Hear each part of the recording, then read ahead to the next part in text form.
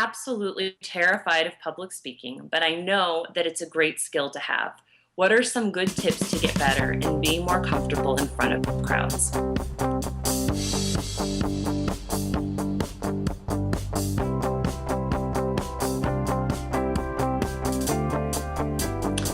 My number one tip around public speaking is what I call working backwards.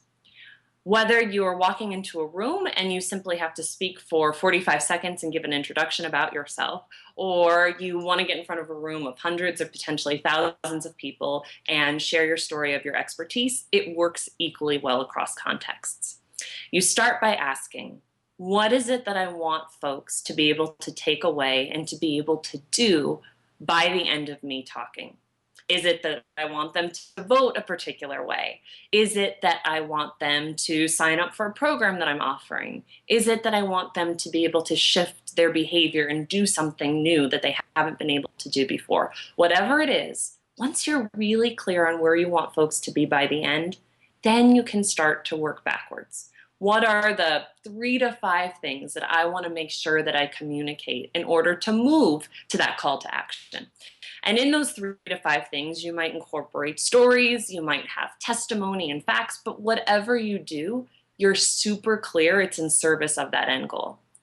And then ultimately, you want to rewind to the beginning.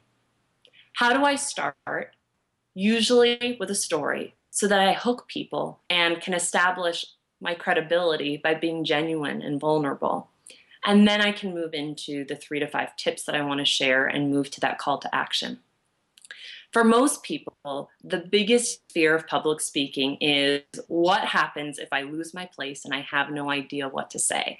And so we get in our own way of being effective public speakers because we spend a lot of time preparing the wrong way. We write lots of notes, we put way too much stuff on slides. We try to do anything possible to avoid being real and just looking at the people that we're communicating with. And the irony is that the more we allow ourselves to just see the people who we're speaking to, again, whether it's one person or whether it's an audience of 1,000, the more likely it is that we're going to connect with those people.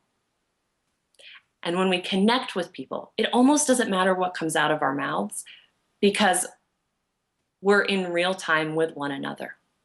And so what I tell folks is, obviously you want to rehearse, and I taught public speaking at the college level for a while, and I used to say that, for every hour or so that you plan to, or excuse me, for every minute or so that you plan to speak, you want to rehearse approximately an hour.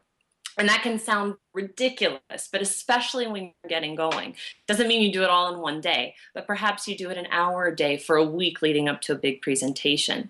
What that enables you to do then is to walk into that room and actually forget everything that you've sculpted so that you can be real, so that you can look at everybody who's in your audience and speak directly with them. Ultimately, fear around communication or public speaking is a compassion problem.